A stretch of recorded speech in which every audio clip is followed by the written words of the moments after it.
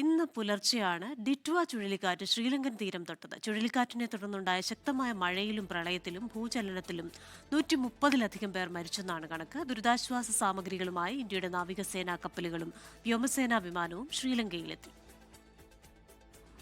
ശ്രീലങ്കയിലെ 25 ജില്ലകളിൽ 20ഇടത്തും ചുഴലിക്കാറ്റ് നാശം വിതച്ചു. തലസ്ഥാനമായ കൊളംബോ പ്രളയത്തിൽ ദുരന്തഭൂമിയായി മാറി. കെലാനി ഉൾപ്പെടെയുള്ള നിരവധി നദികൾ കരകവിഞ്ഞൊഴുകിയത് ദുരന്തത്തിന്റെ ആഘാതം വർദ്ധിപ്പിച്ചു.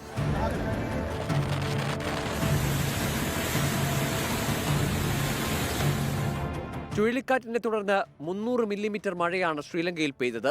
വീടുകളും വാഹനങ്ങളും റോഡുകളും കൃഷിയിടങ്ങളും പ്രളയത്തിൽ ഒഴുകിപ്പോയി.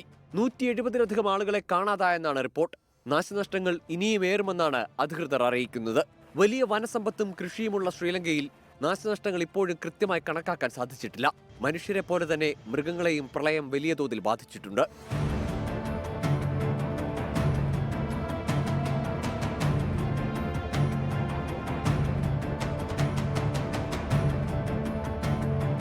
ശ്രീലങ്കയ്ക്ക് ദുരിതാശ്വാസ സഹായവുമായി ഇന്ത്യയുടെ എയർഫോഴ്സ് വിമാനങ്ങളും നാവികസേന കപ്പലുകളും എത്തി. ഓപ്പറേഷൻ സാഗർബന്ധു എന്ന് പേരിട്ടിരിക്കുന്ന ദുരിതാശ്വാസ പ്രവർത്തനത്തിന്റെ ഭാഗമായി 27 ടൺ സാധനങ്ങളാണ് ഇന്ത്യ ശ്രീലങ്കയിലെത്തിച്ചത്.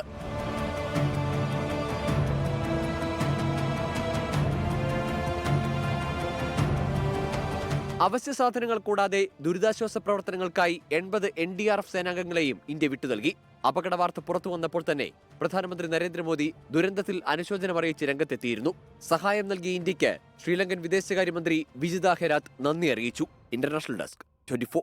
ലോകത്തെവിടെയായാലും ഏത് സമയത്തും 24 വാർത്തകളും ഓഗ്മെന്റഡ് റിയാലിറ്റി പാക്കേജുകളും എക്സ്പ്ലെയിനറുകളും വിശദമായി കാണാൻ ഞങ്ങളുടെ യൂട്യൂബ് ചാനൽ നിങ്ങൾക്ക് സബ്സ്ക്രൈബ് ചെയ്യാം.